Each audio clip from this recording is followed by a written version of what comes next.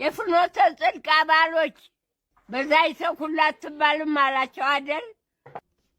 ስህተቶችን ሰርቻለሁ። መላውን ኦርቶዶክሳዊ ይቅርታ እጠይቃለሁ። ጳጳስ ነኝ ብሎ ሰባኪው እንደዚህ ብሎ ሲሰብክ እሺ ብላችሁ ተቀበላችሁ። ቤዛዊተ ዓለም የጌታ እናት ስንል ነጠላ አዘቅዝቀው ለቅሶ ይወጣሉ። በርባን ተፈቶ የቸርች መሪ የሆነበት ዘመን ማለት ነው። አንድ አባት እመቤታችንን በዛይተው ሁሉ አትባልም አሉ ሲባል ሰምቼ ቆርቆሮይ ነው። በዛይተው ሁሉማ ነች። ሰላም ጤና ይስጥልኝ። እንደምን አላችሁ? በመላው ዓለም የምትገኙ ውድ የዮአብ ሚዲያ ተከታታዮች፣ እንግዲህ ዛሬ በአንድ መረጃ ወደ እናንተ ተመልሼ መጥቻለሁ። ዛሬ የምንመለከተው እንግዲህ ብፁዕ አቡነ ገብርኤል እንግዲህ እመቤታችን ቤዛ አትባልም ብለው ባስተማሩት ትምህርት ዙሪያ የተለያዩ የሚዲያ አካላቶችን ጠርተው መግለጫ መስጠታቸው ይታወሳል። ነገር ግን ይህንን መግለጫ ተከትሎ ደግሞ ብዙ ኦርቶዶክሳውያን ሲጠብቁት በነበረው መልክ አይደለም መግለጫውም የተሰጠው። እንግዲህ ብፁዕነታቸው እመቤታችን ቤዛ እንደምትባል ለመግለጽ ሳይሆን የራሳቸው ክብር አስጨንቋቸው ነው ይህንን መግለጫ የሰጡት። እኔ ስለ ኢየሱስ ክርስቶስ ክብር ብቻ ለመግለጽ ነው እንጂ ሌላውን ለማንሳት ፈልጌ አይደለም የሚሉ ነገሮችን የተለያዩ ነገሮችን ብፁዕነታቸው በመግለጫቸው አንስተዋል።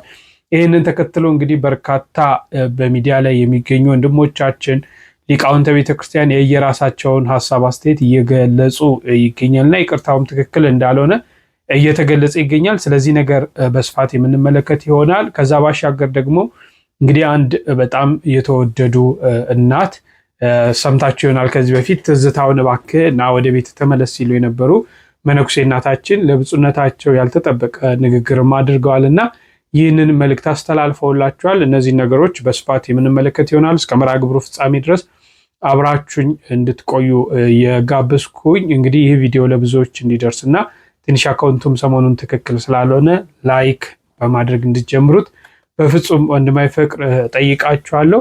እስቲ ከዛ በፊት ከሁሉ ቀዳሚ የምናደርገው እጅግ የተወደደው ወንድማችን ፈለገ አትናቴዎስ በዚህ በቲክቶክ ዓለም ሁላችንም እናውቀዋለን እና ስለ ብፁዕነታቸው እንዴት እዚህ ደረጃ ደረሱ፣ ምዕመናን እንኳን የማይሳሳቱትን ስህተት ነው እየተሳሳቱ ያሉት ብሎ ሀሳብ ያቀርባል እና እስቲ እንከታተል። እንዴት ነው የደረሱት? በቤተ ክርስቲያናችን እንኳን ሊቀ ጳጳስና ድቁና ራሱ ሰው ሲቀበል ተፈትኖ ነው። በነገራችን ላይ ብታውቁ ታውቃላችሁ። በቤተ ክርስቲያናችን ሰው ድቁና ለምን ሕፃን አይሆንም? ተፈትኖ ነው ሲመት የሚቀበለው። ብፁዕ አባታችን እርሶ ምዕመናን የማይስቱትን ቃል ማለት ምዕመናን እንኳን ከመምህሮቻቸው ከመጽሐፍቶቻቸው ወስደው ያወቁትን እውነት እርሶ በሴት ደረጃ እንዴት ይሳሳታሉ ነው? ይህንን ሳያውቁ እርሶ እንዴት ሊቀ ጳጳስ ሆኑ? እኔ እንደ ቤተ ክርስቲያን ልጅነት የምጠይቀው ጥያቄ ነው። እርሶ እንዴት ሊቀ ጳጳስ ሆኑ? ይህን ሁሉ ነገር ሳያውቁ እነዚህ ሁሉ በጣም ያሳዝናል። ብቻ ቤዛ ምን ማለት ነው የሚለውን ትርጉም ሳያውቁ ቤተክርስቲያናችን ክርስቶስን ቤዛ ትላለች። እመቤታችን ቤዛ ስትል ግን እንደ ክርስቶስ ነው ወይ? አይደለም። ይህንን እርሶ ሳያውቁ እንዴት ሊቀ ጳጳስ ሆኑ ብፁዕ አባታችን? ይሄ ለእኔ ጥያቄ ነው። እንግዲህ ቤተክርስቲያን እንደምትመልስልን ተስፋ አደርጋለሁ። እኛ አባት እንዴት ሆነው ምን አይነት እውቀት ኖሯቸው እንዴት የጵጵስናው ማዕረግ ላይ እንደደረሱ ቤተክርስቲያን ለእኛ መልስ እንደምትሰጠን አይሆፕ እጠብቃለሁ። ነገር ግን ካህንና ወታደር ጥንቁቅ ነው ይባላል። ካህንና ወታደር ጥንቁቅ ነው ምን ማለት ነው? ይህን ራሱ ማብራራት አያስፈልግም። ብቻ እኔ እንደ ቤተክርስቲያን መጠየቅ የምፈልገው ነገር ምንድን ነው? ምዕመናን እንኳን ከመጽሐፍቶቻቸው ከመምህራኖቻቸው መጽሐፍትን አገላብጠው የሚያውቁትን እውነት በቤተ ክርስቲያናችን ውስጥ ተረት የለም። ተረት አለ የምትሉን ሰዎች ካላችሁ መጥታችሁ ከኛ ጋር መወያየት ትችላላችሁ። እኔ አም ሬዲ። በነገራችን ላይ ከማንም ሰው ጋር እኔ ዝግጁ ነኝ። ኦኬ። ብፁዕ አባታችንንም ያካትታል። እሺ እንደተከታተላችሁት ነውና ወንድማችን በመጨረሻ ውይይትም ከፈለጉ ብዙ ነገሮችን ተረት ነው እያሉ ሲጠቅሱ ነበር። ተረቱን ዓለምን ተወው ሲሉ ነበር እና ምንድነው በኢትዮጵያ ኦርቶዶክስ ተዋሕዶ ቤተክርስቲያን ውስጥ ያለው ተረት? ስለዚህ ውይይትም ከፈለጉ ከብፁዕነታቸው ጭምር ሌሎችም ሰዎች ካሉ በማንኛውም ሰዓት መወያየት ይችላሉ እስከ ማለት ደርሷል። እንግዲህ ድቁና ሲሰጥ ሰው ተፈትኖ ነው፣ ቅስናውም ሲመጣ ተፈትኖ ነው እና ጵጵስና ደረጃስ እንዴት ሊደርሱ ቻሉ? ይህ ምዕመናን እንኳን ሊሳሳቱት የማይችሉት ነው ብሎ የራሱን ሀሳብ አስተያየት አቅርቧል። እሺ ወደ ቀጣዩ የምንሄደው ደግሞ እንግዲህ እንዳልኳችሁ በትላንትናው ዕለት ማለትም ሚያዝያ 16 ብፁዕነታቸው የተወሰኑ የሚዲያ አካላትን ጠርተው መግለጫ ሰጥተው ነበር። ይህ መግለጫ ደግሞ በአንዳንድ ወንድሞቻችን ብዙ በቤተክርስቲያን ሊቃውንትም ትችት ቀርቦባቸዋል። ያንን እንመለከት። በተለይም ይህንን አጀንዳ በስፋት የሚያራግቡ ወንድሞች ጥፋቱ እንኳ ቢኖር ቀረብ ብሎ መጠየቅና መመካከር፣ ችግርም ካለ መፈታት ነው የሚያስፈልገው እንጂ በሚዲያ በእንደዚህ አይነት ጦርነት መቀስቀሱ በእውነቱ ትዝብት ላይ የሚጥለን ይሆናልና በዚህ ቪዲዮ ብፁዕ አባታችን ለማስተላለፍ የፈለጉት ሐሳብ የይቅርታ ጥያቄ አይደለም። በፍጹም ፍኖተ ጽድቅ በተባለው ማህበር በዛ አዳራሽ ውስጥ ተገኝቼ ስለ እመቤታችን ስለ ቅድስት ድንግል ማርያም ቤዛነት ያስተማርኩት ወይም ደግሞ የተናገርኩት ንግግር ስህተት ነው የሚልን ቃል በቃል ጠብቄ ነበረ። ነገር ግን እሳቸው በዚህ ቪዲዮ ላይ ሙሉ ለመስማት ሞክሬ ነበረ። ለማስተላለፍ ሲሞክሩ የነበረው ነገ የቋሚ ሲኖዶስ ስብሰባ ስላለ ከዛ በፊት ይቅርታ ጠይቋል ለመባል በሚመስልና ነገ ምናልባት ቋሚ ሲኖዶስም ይሄንን የሳቸውን ቪዲዮ ተመልክቶ ብፁዕ አባታችን ይቅርታ ስለጠየቁ የሚል ነገሩ እንዲቀል በሚመስል መንገድ በጣም በሚያሳዝን ሁኔታ በሊቃውንቱ ላይ ማፌዝ፣ አንድ ሁለት ደግሞ ለምን ስተት ነው የተናገሩት ንግግር ስተት ነው ለምን ተባልኩኝ በሚል አልፎ ተርፎም ደግሞ እጅግ በጣም በሚያስተዛዝም ሁኔታ እሳቸው በሚዲያ የተናገሩትን ሐሳብ ሊቃውንቱ በሚዲያ ይሄ ስተት ነው አስበውም ከሆነ የተናገርከው ዳግም አትናገረው ዳግም አታስበው ብለው ሊቃውንቱ መናገራቸው እንደው እንዴት በሚዲያ እንዲትሉኛላችሁ የሚመስል ሐሳብን ሲያነሱ ነበር። ስሟቸው። እዚህ ለምንድን ነው ጥላ ቤዛ ይባላል ሌላ ቤዛ ይባላል የሚልም ሊቃውንቱ ከሰሞኑ ጀምሮ ግሱን እየተነተኑ ሲነግሩን ከርመዋልና በመጀመሪያ ደረጃ ብፁዕ አባታችን እርሶ ራሱ ለማስተባበል ከመሄድ ይልቅ የኢትዮጵያ ኦርቶዶክስ ተዋሕዶ ቤተክርስቲያን እንደምታምነው እርሶም የሚያምኑበት ከሆነ ዛሬ መናገር የነበረበት አንድ ሐሳብ በዳህጸ ልሳንም ከሆነ የተናገሩትኝ የድንግል ማርያም ቤዛነትን በተመለከተ የተናገርኩት ሐሳብ እጅግ በጣም ስህተትና የስተት ትምህርት አስተምር ያለው የሚል ሐሳብ ቢናገሩ እንደውም እንደ አባትነት የትህትና መምህር ጥፋትን የማመንም እንደው አራያ ይሆኑን ነበርና አሁን ግን ዛሬ የተላለፈው ነገር ምናልባት ለነገው የቋሚ ሲኖዶስ ስብሰባ ቅድሚያ ይቅርታ ጠይቋል ለመባል የሚመስል ነገር ሆኖ ነው ያገኙት። እመቤታችን ቅድስት ድንግል ማርያም ቤዛዊተ ዓለም ብንላትም በእናትነቷ ሰማይና ምድር የማይወስነውን ልጅ ወልዳ በመስጠቷ ቤዛዊተ ዓለም እንላታለን እንጂ የጌታችን የአምላካችን የመድኃኒታችን የኢየሱስ ክርስቶስን የቀራንዮ የመስቀል ላይ ቤዛነትን ትተካለች ብለን አይደለም። በተለይም ይህንን አጀንዳ በስፋት የሚያራግቡ ወንድሞች ጥፋቱ እንኳ ቢኖር ቀረብ ብሎ መጠየቅና መመካከር፣ ችግርም ካለ መፈታት ነው የሚያስፈልገው እንጂ በሚዲያ በእንደዚህ አይነት ጦርነት መቀስቀሱ በእውነቱ ትዝብት ላይ የሚጥለን ይሆናልና ለወደፊትም እየተሰጠ ያለው እየተሰበከ ያለው በዕለቱ የኢየሱስ ክርስቶስ ቤዛነትና አዳኝነት። ስለዚህ ለምንድን ነው ጥላ ቤዛ ይባላል ሌላ ቤዛ ይባላል የሚልም ሊቃውንቱ ከሰሞኑ ጀምሮ ግሱን እየተነተኑ ሲነግሩን ከርመዋልና ለተነተኑልን ትንታኔ እያመሰገንኩ በሰዓቱ ስለ ጫማ ቤዛነት፣ ስለ ባርኔጣ ቤዛነትና ስለ ልብስ ቤዛነት፣ ስለ ገንዘብ ቤዛነት፣ ስለ ቁስ ቤዛነት፣ ስለ ብሉይ ኪዳን እንስሳ ቤዛነትም ብዙ መተንተን አላስፈለገኝም። ምክንያቱም ታላቁና ሕያው ቅዱስ አምላካችን ኢየሱስ ክርስቶስ በመስቀል ላይ ተሰቅሎ ስለሆነ የግድ እሱ መሰበክ ስላለበት እሱ መነገር ስላለበት ከዚህ የተነሳ ነው እንጂ እኔ እመቤታችንን ለማቃለል ለመናቅም አይደለም። እኔ በዚህ ደረጃ እኔ መፈረጃቸው በጣም አዝኛለሁ። እንግዲህ እንዳያችሁት ነው አባታችን ሰሞኑን እመቤታችን ቤዛ አትባልም ብሎ ቢያስተማሩት ትምህርት ስህተት እንደሆነ አምነው ይቅርታ ይጠይቃሉ ብለን ስንጠብቅ እንደተመለከታችሁት እንግዲህ ለምን ተተቸው፣ ለምን በሶሻል ሚዲያ ቅሬታ ያቀረበብኝ አይነት ጥያቄ ያቀረበው፣ በዛውም ደግሞ እኛ ስለ ቤዛ የሰጠነው ትንታኔ ብቻ አስቀምጠው ከካሜራ ፊት ዞር ብሏል። እርሶ ማለት የፈለጉት ስለ ጌታችን መድኃኒታችን ኢየሱስ ክርስቶስ ቤዛነት እንደሆነ እናውቃለን። ነገር ግን ከእመቤታችን ቤዛነት ጋር አያይዞ በደፈናው እንደወረደው እመቤታችን ቤዛ አትባልም ብሎ መናገሩት ግን ስህተት መሆኑን አምነው ይቅርታ እንዲጠይቁና ምእመኑን ግራ ከማጋባት እንድትመለሱ ነበር። ነገር ግን ያንን ከማድረግ ይልቅ ስጭቱ ለምን ቀረበብኝ በውስጥ መስመር መናገር አይጠበቅብም ወይ ምናምን አይነት ነገር ሐሳብ አንስተው መውረዶት ወይም ደግሞ ከካሜራ ፊት ዞር ማለቶት አሁንም አጠጋቢ መስሎ አልታየንም። ስለዚህ አሁንም ከርሱ የምንፈልገው እመቤታችን ቅድስት ድንግል ማርያም ቤዛ እንደምትባልና እንዲሁም ደግሞ ከጌታችን መድኃኒታችን ኢየሱስ ክርስቶስ ያደረገልን ቤዛነት ከሁሉም የተለየ እንደሆነ አምነው እመቤታችን ቤዛ አትባልም ብሎ በደፈናው የተናገሩትን ቃል አስተካክለው ይቅርታ እንዲጠይቁ ነው። ስለዚህ አሁንም ጥያቄያችንን እንቀጥላለን ማለት ነው። ወዴት አረ ተመልከቱልኝ። የተከፈተብኝ ዘመቻ እኔን የማይመለከተኝ መሆኑን ህዝቡ በደንብ እንዲያውቅ ለማለት እፈልጋለሁ። ለሚዲያ ፍጆታ አንዳንዶቹ ደግሞ ከሆነ ነገር ጋር የተያያዘ በሚመስል መልኩ የተከፈተብኝ ዘመቻ እኔን የማይመለከተኝ መሆኑን ህዝቡ በደንብ እንዲያውቅ ለማለት እፈልጋለሁ። ድመት መንኩሳ አመሏን አትረሳ የሚሉት አባባል ዛሬ ደርሶ እያየነው ነው። ነገር ግን አባታችን እኛ እርሶን የመንቀፍ ችግር የለብንም፣ አቅሙም የለንም። ምክንያቱም እኛ ልጆቻችሁ ነን። ስራዎት ነው ሊያስተቹት የቻለው። ስለዚህ እባኮትን አሁንም ወደ ልቦ ይመለሱ። በግልጽ የተሐድሶ አሰራር እየሰሩ እንደሆነ በአደባባይ ተመልክተናል። በብዙ የመዝሙር ምርቃቶች የኢትዮጵያ ኦርቶዶክስ ተዋሕዶ ቤተክርስቲያን አገልጋዮችን ገፊ እንደሆነችም ሲናገሩ ነበረ። ለሱስ ምንድነው መልሶ?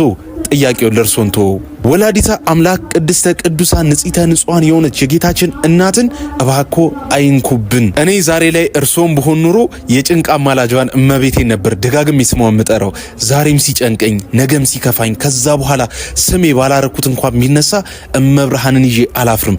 ዛሬም የተዋሕዶ ልጆች እባካችሁን ማርያም ማርያም እያላችሁ ኮመንቱን ጻፉልኝ እስኪ። ገብቷችኋል? እኔ ብዙ እንግዲህ ስደክምበት ታውቃላችሁ ይህን ሚዲያ ብዬ አስባለሁ። ስለዚህ ምንም አይነት ጥያቄ በጋዜጠኞች እንዳይቀርብ ምንም መጠየቅ አልፈለጉም። እሳቸው የፈለጉትን ብቻ ድርራ አድርጉ። ምክንያቱም የነገው ቋሚ ሲኖዶስ እንደማያልፋቸው ያውቁታል። ተግባብተናል። እንደማይተዋቸው ያውቁታል። ያ ስለሚሆን ያላቸው አማራጭ ልብስብስ አድርገው በልባቸው ያለውን ይህንን ምንፍቅና ሀሳብ ቅብጥብጥ አድርገው ማለፍ። እንደው በኩራት እመቤታችን ቅድስት ድንግል ማርያም ቤዛ ናት ብለው በነገረ ማርያም ጥግ ነገሮችን አስረድተውናል አይመስለኝ። በነገረ ማርያም ትምህርት ድንግል ማርያም ቤዛ ስለመሆኗ ሳይሆን እራሳቸውን ስለመከላከል የሰጡት መግለጫ ብዙ የመግለጫውን ክፍል ይዟል። ይቅርታ ይሄ አይደለም። ስለዚህ ይሄ ነገር አሁንም በቋሚ ሲኖዶስ ደግሞ ተደጋግሞ ባይዘዌ መነሻው ይሄ ጉዳይ ሆነ እንጂ በጣም ቪዲዮን ገብቶ ማየት ነው። ሌሎች ያስተምህሩ ግድፈቶችን እራሱ ቪዲዮ ላይ ማየት ይቻላል። እንደው ድንግል ማርያምን በእሷ ፍቅር የተቃጠልን ስለሆነንና ምንም ነገር እንደው እሷ እንድትነካብን ስለማንፈልግ በእሷ ላይ ብቻ የተነሳውን ያስተምህሮ ግድፈት ጎተትን ሳብናት እንጂ ብዙ አይነት ትምህርቶች አሉ። ስለዚህ አሁንም ይቅርታ ጠየቁ ምናምን እኔ በጣም የሚገርም እኮ ነው። ማለት ይቅርታ ማለት አሁን አለ ፍኖተ ጽድቅ ለምሳሌ ከዚህ ቀደም ይቅርታ ሲጠይቅ አቶ ጸጋዬ ያነበበው ወረቀት ቤተ ክርስቲያንን በድያለሁ የሚል ሙሉ ቃል የያዘ ዶግማ፣ ቀኖና፣ ትውፊትን የሚያጎድፍ አካሄድን ተከትያለሁ ብሎ ምስክርነት የሰጠ ይቅርታ ጠያይቀን በመግለጫ ተመልክተናል። ይሄ ለነገ መጠያየቂያ ስለሚሆን ነው። ባይዘዌ ዛሬ ፍኖተ ጽድቅ እውቅናውን ለመሰረዝ እንደ ቀላል በተራ በ15 ደቂቃ መግለጫ ሊያውም የተጠየቀውን ትቶ ያልተጠየቀ ነገር በተወራበት መግለጫ ዞር የሚባል ነገር አይሆንም እና በጳጳስ ደረጃ የተወራ ከባድ ነገር ነው። ሲስተካከልም ነገርየው አንደኛ በደንብ ተተንትኖ በደንብ እያንዳንዷ ነጥብ ተብራርታ መሆን አለበት። ሁለተኛ ሌሎች አባቶች ባሉበት ሌሎች አባቶችም አብረው ኖረው፣ ምክንያቱም ያ ነገር በአባቶች ዘንድ ያለውን ስምምነት ማየት ስለምንፈልግ ማለት ነው። በዛ መልኩ ነበር ሊሆን የሚገባው እና አሁንም ያንን እንጠብቃለን። ያንን በግሌ ጠብቃለሁ። አንድ ደስ ያለኝ ነገር ቢኖር ግን አንደኛው የፍኖተ ጽድቅ መታገድ ነው። ቅድም ያየሁት ዜና ፍኖተ ጽድቅ ለጊዜው ተሰጥቶት የነበረውን ፍቃድ ተነጥቋል ነው። እናመሰግናለን። ያስፈልጋል። ከዛ ሲመለስ ግን አሁንም ቢሆን የአዳራሽ ውስጥ ስብከት ለምን? ይሄ ጥያቄ መመለስ አለበት። ለምንድን ነው እሱ ያስፈለገው? እዛ አካባቢ ላይ ቅርብ ቤተክርስቲያን አለ። እዛ የሚያደርጉትን ጉባኤ ለምን እዛ ቤተክርስቲያን አያደርጉትም? የበለጠ ሌላ ህዝብም እንዲማር ቀርጸው በሚዲያቸውም እኮ ሊለቁት ይችላሉ። ችግር አይደለም እሱ። እዛ አቅራቢያ ቤተክርስቲያን አለ። በአውደ ምሕረት ለምን አይሰበክም? ሌላውም ህዝብ ተሰብስቦ ለምን አብሮ አይማርም? አውደ ምሕረት ጠቦን ነው የአዳራሽ ጉባኤ ጀመር ነው ወይ? ቤተክርስቲያን ጉባኤ ማዘጋጀት አቅቷት ነው ወይ? ለማህበር የሁልጊዜ ጉባኤ የሁልጊዜ ትምህርት እንደፈለገ እንዲያስተምር ፍቃድ የምሰጠው? ይሄ ጥያቄ ነው። እኔ በግሌ እንደዚህ አይነት ስሜት ይሰማኛል። ትክክል ነው ብዬ አላምንም። ቤተክርስቲያን የምትቆጣጠረው ነው ትምህርት፣ የትኛውም ትምህርት ከሆነ ቤተክርስቲያን ልትቆጣጠረው ይገባል። ስለዚህ እዛ አዳራሽ የሚደረገው ትምህርት ሁልጊዜ ጥያቄ ነው። ከዚህ በፊት ኢየሱስን አማላጅ የሚል ትምህርት ሲያስተምሩ ተያዘ፣ ቪዲዮ ወጣ፣ ሌሎች ይቅርታ ተጠየቀ ምናምን ቢባልም ጥያቄ ሆነው ያለፉ ማለት ነው። በይቅርታ የማይታለፉ ብዙ ነገሮች ነበሩ። አባታችሁ ላይ ሲጸለይ እመቤታችን የሚለው ጋር እንደሚያቆሙ እዛ ውስጥ የነበሩ ሰዎች ሲነግሩ ነበረ። እዚሁ ላይ ብላይ ሰምታችኋል። ያ በምን ነበር የታለፈው? የአሰራር ችግር ብቻ ነበረ ወይ? በሰዓቱ የሙዚቃ መሳሪያ አላስፈላጊ የሆኑ የሙዚቃ መሳሪያዎችን ጥለናል የሚል ዜና ብቻ ነበረው የጠበቅነው አልነበረ? አዎ እንደተከታተላችሁት ነው። ብፁዕ ሊቀ ጳጳሱ እንግዲህ ቃል በቃል ይቅርታ ጠየቁ የሚለው ነገር እውነት ይቅርታ ጠየቁ የሚል እምነት የለኝም። እኔም ስለ እመቤታችን ቤዛነት የሚያስረዱበት መንገድ አለ ብዬም አላስብም። የራሳቸው ክብር አስጨንቋቸው በሚዲያ ላይ ተጠለጠልኩ ወይም ደግሞ በሚዲያ ላይ ብዙ አካላቶች ማይሆን ነገር ተናገሩ፣ ስለ ቤዛነት በደንብ አብራርተዋል፣ አስረድተዋል። ስለዛ ነገር እናመሰግናለን፣ እኔም ያ ጠፍቶኝ አይደለም የሚል ነገር የሚመስሉ ነገሮችን አንስተዋል። እንደውም አብዛኞቹ ሊቀ ጳጳሱ ስለ ራሳቸው ክብር ነው ተጨንቀው ይሄንን ያደረጉት የሚሉ ነገሮች አሉት። ሌላው ደግሞ የአጠያየቅ ስርዓቱ እንኳን ትክክል አይደለም። ትክክል ሆኖ ቢሆን ኖሮ ሌሎች ብፁዓን አባቶች በተገኙበት ይህን ማድረግ ነበረባቸው የሚሉ አካባቢዎች አሉ፣ ሰዎችም አሉ። እንግዲህ በሌላው ደግሞ ስንመለከት እንግዲህ የተጠሩት የሚዲያ አካላቶች በየፌስቡክ ገጻቸው እንዳሰፈሩት ከሆነ እንግዲህ የሄድነው ብዙ ጥያቄዎችን ለመጠየቅ እያንዳንዷን ነገር ያብራራሉ ብለን አስበን ነበር። በርካታ ጥያቄዎችንም ይዘን ሄደን ነበር። ብፁዕነታቸው ግን እንኳን ጥያቄ ሊጠየቁ ያንን ልክ እንደጨረሱ ምንም አይነት ጥያቄ መጠየቅ እንደማይፈልጉ፣ ምንም አይነት ማብራሪያ መስጠት እንደማይፈልጉና ይህንንም ደግሞ እሳቸው ጋር ያለው ነገር ህዝቡ እንዲያውቅ ነው ወደፊት ያወጣኑ እንጂ ትክክል አይደለም የተደረገው ነገር እስከ ማለት ደርሰዋል አብዛኞቹ እዛ የነበሩ የሚዲያ አካላቶች። እንግዲህ ይህንንም ያደረጉት ደግሞ ቅዱስ ሲኖዶሱ እንግዲህ ሚያዝያ 22 ዕለተ ረቡዕ ስብሰባ ጠርቷል። ያው ቋሚ ሲኖዶስ ውሳኔ ለመስጠት ሁሉም እንዲገኙ እዚህ ላይ ተከትሎ ነው ይሄ የተደረገው። ምናልባት ለሱ ማስተባበያ ይሆንላቸው ዘንድ ነው የሚሉ ግምቶችም አሉ። ግን አብዛኞቻችን የቅዱስ ሲኖዶሱን ውሳኔ የቅዱስ ሲኖዶሱን ሐሳብ ቅዱስ ሲኖዶሱ በዚህ ዙሪያ ምን እንደሚል ሁሉም ምዕመናን በጉጉት እየጠበቀ ይገኛልና እንግዲህ ብፁዕነታቸው ወደ ልባቸው ተመልሰው በስርዓት በድጋሚ ደግሞ እንዴት እንደሆነ ያስረዳሉ ብለንም እንጠብቃለን። እስቲ በተለያዩ ጊዜያቶች ብፁዕነታቸው ያስተማሯቸው የስህተት ትምህርቶች ተብለው ተዘርዝረው ያሉ ነገሮችን እንመልከት። ክርስቶስን ማዕከል ያደረጉ መዝሙሮች ናቸውና እንደዚህ ያሉ መዝሙሮችን መዘመር ለቤተ ክርስቲያናችን ትልቅ ትንሣኤ ነው። በተረፈ ለእናንተ ያደራምላችሁ እግዚአብሔርን ስታመሰግኑ፣ ስታገለግሉ፣ ክርስቶስን ስትሰብኩ ኢየሱስ ክርስቶስ የኃጢአትና የሞት መድኃኒት ነው፣ ከሰማይ በታች ከምድር በላይ ከሱ ውጭ የመዳኛ መንገድ የለም ብላችሁ ስትዘምሩ ብዙ ችግር ሊያጋጥማችሁ ይችላል። አሁን አስተሳሰባችንን መቀየር አለብን።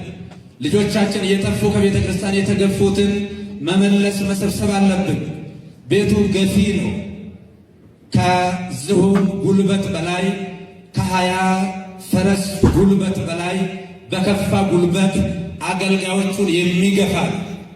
ስለዚህ ይህችን ቤተክርስቲያን ለማገልገል ወደፊት ለመውሰድ እግዚአብሔር እኮ የሚለው ለዘመጻቤ እያሰደው ያወጣፋ ወደ እኔ የመጣውን ወደ ውጭ አላወጣውም ነው የሚለውና ይሄ ቀሪ ዘመናችን ወንጌልን በስፋት የምንሰብክበት ነው። አሁን ብዙዎቻችሁ ምንም ያው ይገባቸዋል። ትናንትና እና አቡነ ተክለ ሃይማኖት በሰበኩት ታላላቅ አዋቂ ሊቃውንት በሰበኩት ዛሬ እኛም መኩራራት አንችልም።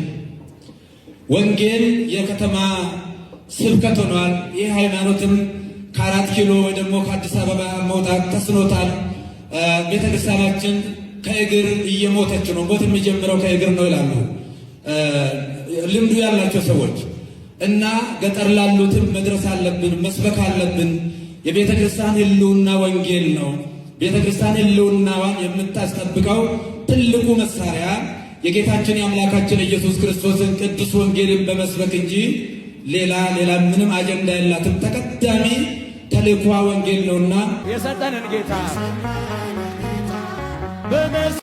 ዳዊት ልበ አምላክ ነው፣ ደግ ነው፣ መልካም ነው፣ የእምነት ሰው ነው። በጣም ዳዊት ምንም ነገር አይወጣለትም፣ እምነቱ ፍጹም ነው። ነገር ግን ያ ልበ አምላክ ተብሎ ብዙ የተባለለትና የተዘመረለት ዳዊት በሚሞትበት ሰዓት አንደኛ መጽሐፈ ነገሥት ምዕራፍ 3 ላይ ስታዩ ምን አለው ልጁ ሰለሞን? ልጄ ሰውን ጥበበኛውን አዋቂውን በእግዚአብሔር መንገድ ሂድ ብሎ ከመከረ በኋላ ይሄ ኢዮአብ ያደረገኝን ታውቃለህ። አያችሁት? የፍጡር ጭካኔ። ኢዮአብ ያደረገኝን ታውቃለህ።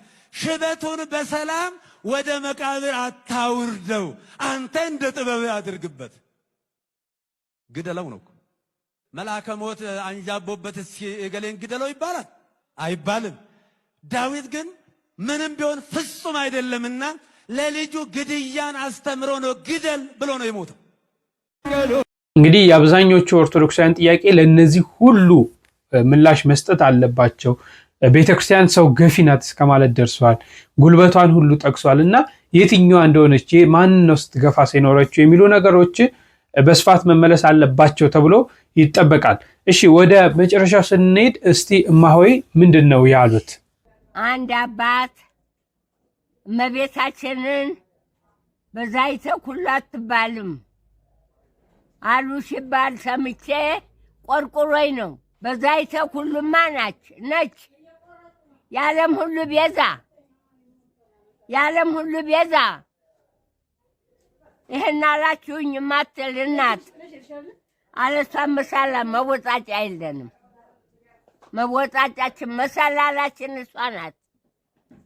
ያቆምናል መንገድ ሲሄድ ደክሞት ተኛ ያቆም ሲተኛ ተኝቶ እንቅልፍ ሲሸለብስ ያደረገው መላእክቶች ሲወጡባት ሲወርዱባት ይህች ቦታ የእግዚአብሔር ደጅ የእግዚአብሔር ቤት ናት አለ። እመቤታችንን እናያያት። በዛይተ ኩሉ ነች እንጂ የሁሉ ቤዛ ማን ልትባል ነው ታዲያ?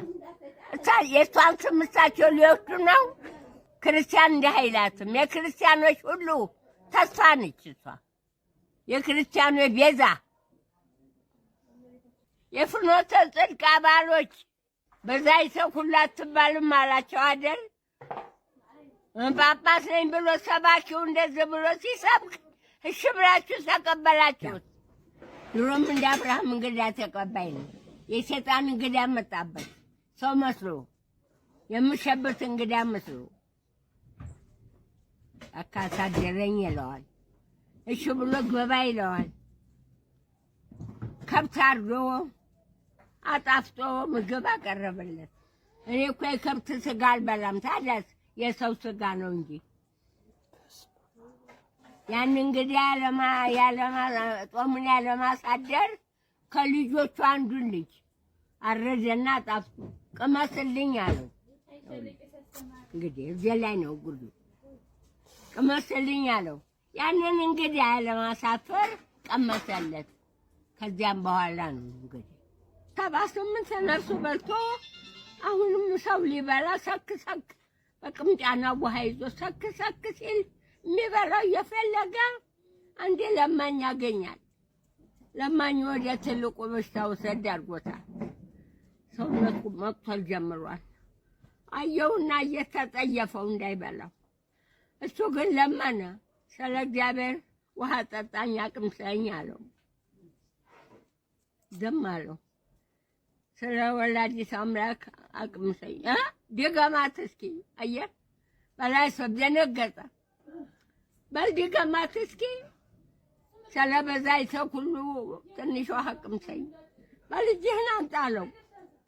ቆባጣ የተሰነጣጠቀችውን አቀረበ እንዲህ ብሎ ውሃ ጠባ አደረገለት። እሷ ምላሱን እንኳን አላረጠበው። ከዛም በኋላ ዋሻ እንዲህ ገበሬ ደግሞ አገኘ። ገበሬውን ግን ለመብላት አልተመኘም። ዋሻ ሳየኝ አለው። ዋሻ ሳየኝ ሲለው የበላይ ሰው ወሬው በዓለም ተነስቷል። አንተ ሳትሆን አትቀርም አለው። በላይ ሰብ ሳትሆን አትቀርም አለው። አይ ዋሻ ሳየኝ አልኩት ብሎ ዋሻ ፈልጎ አገኘና እዛ ዋሻ ውስጥ ነፍስና ስጋው ተለያየ። እነ ዳብየም ሚዛናቸውን ይዘው ቅዱስ ሚካኤልም ሚዛኑን ይዞ ጌታችንም እመቤታችንም ጌታ ቅር እያለው ነው የማረው። አባዬ እንዴት እናቴ እንዴት ይህን ሁሉ እንዴት እምረዋለሁ? ይህን ሁሉ ነፍስ በልቶ እንዴት ልማረው እናቴ እያለቀሰችበት እንዴት ልማረው እናቴ ሲል አለቀሰች። ስምሽን ለጠራ ብለኸኝ አልነበረም? እቼ ለማንኛውም ያቺ ጥሪኛዋና በላይ ሰብ የበላቸው 78 ነፍስ ከጥሪኛዋ ጋር ይመዘኑ ይመዘኑ ተባለ። ጌታ አልመሰለውም፣ ቅር እያለው ነው ወደ ሲኦል እንዲገባ በላይ ሰብ። አሁን የእናቱም ቃል ለመፈጸም ይመዘኑ ሲል ተባለና ሲመዘን እመቤታችን ጥለዋጣል አደረገችበት። ደፋ ሚዛኑ ገነት ገባች። እንዲህ አይነት ትክክለኛ ስራ እየሰራችሁ በድንገት ማብራት ይጠፋል። ማብራት ሲመጣ ሁላችሁንም የያዝነውን አጀንዳ ትተን ማብራት ስለመጣ እናጨበጭባለን። ለምንድን ነው ማብራት እንደጠፋ የማንጠይቀው? ይህ ነውር ነው። አጀንዳችሁን ጥግ ድረስ ማድረስ አለባችሁ። እኛ አባት ትናንት ተሳስተዋል፣ ዛሬ ይቅርታ ጠየቁ ተብለ ሁሉንም አታጨብጭብ። ሾርት ሚሞሪ በፍጹም አይደለንም። በትቢት የተሰጠን መግለጫ የይቅርታ መግለጫ ነው ብላችሁ ወደ ህዝቡ አታሰራጩ እባካችሁ። ነገ በሰፊው የምመለስበት ይሆናል። የሰጡት መግለጫ እንኳን ሊቃውንቱን የተቹበት መንገድ ሌላ ህጸት ስለሆነ ሁላችንም ልንነቃና ከዚህ ልንቆጠብ ይገባናል። አዎ እንግዲህ ማሆይ እመቤታችን ቤዛ አትባልም፣ እንዴት ነው ቤዛ ማትባለው እያሉ የያዕቆብን መሰላል እያነሱ ሌሎችንም እያነሱ በጣም በዚህ እድሜያቸው አንደበታቸው ደስ በሚል ሁኔታ ብፁዕነታቸውን ተው እያሉ በፍቅር እየተናገሩ ይገኛልና የኚህ በረከት ሁላችንም ይድረሰን። በርካታ ምዕመናን ብፁዕ አቡነ ገብርኤልን ትክክል አይደሉም እያሉ ነው። እንዲያውም እስቲ እሳቸው ለማለት የፈለጉትን ነገር ምን እንደሆነ እንረዳ ሲሉ ቀድሞ የነበሩ አካላቶች በድጋሚ ይቅርታ ጠይቀዋል ከተባለበት በኋላ ደግሞ በርካቶች ሀሳቦቻቸውን እየቀየሩ ይገኛል እና እንግዲህ እንዲህ አይነት በርካታ ሊቃነ ጳጳሳት ራሱ አሉ በቤተክርስቲያን ውስጥ ተብሎ ሁሉ ሌሎች መረጃዎች እስከ መውጣት እየደረሱ ነው። እንግዲህ ብፁዕ ሊቀ ጳጳሱ ከምን አንጻር አሁንም ድጋሚ እንዲህ እንዳደረጉ ባይገባንም ግን ቤተክርስቲያን እንደምትናገረው አባቶቻችን እንደሚሉት ይህ የቤተክርስቲያኒቷ አስተምሮ እንዳልሆነ ማንም ኦርቶዶክሳዊ ባንገቱ ማተብ ያሰረ ኢየሱስ ክርስቶስ ለዓለም ቤዛ እንደሆነ ደሙን አፍሶ ስጋውን ቆርሶ ራሱን መስዋዕት አድርጎ ቤዛ እንደሆነ ማንም ይቀበላል። በዚህ ልክ ሌሎች ቅዱሳኖችን ኦር ድንግል ማርያምን በዚህ ልክ ቤዛ ናት የሚል የለም። እመቤታችን ቤዛ የተባለችበት የራሷ ምክንያት አላት እንጂ እመቤታችን ተሰቅላ አድናናለች ለማለት ቤዛ እንዳላልን ማንም የሚረዳው እንደሆነ በግልጽ እየተቀመጠ ነው። እስቲ እናንተም ደግሞ የራሳችሁን ሀሳብ አስተያየቶቻችሁን እንድትሰጡ እየጠየቅኩ ከቻላችሁ ሁላችሁም ወላዲተ አምላክ ቤዛ ናት እያላችሁ ኮሜንት ላይ እንድትጽፉ ጠይቃለሁ። በሌላ መርሃ ግብር እስክንገናኝ ድረስ ቸርን ሰንብት።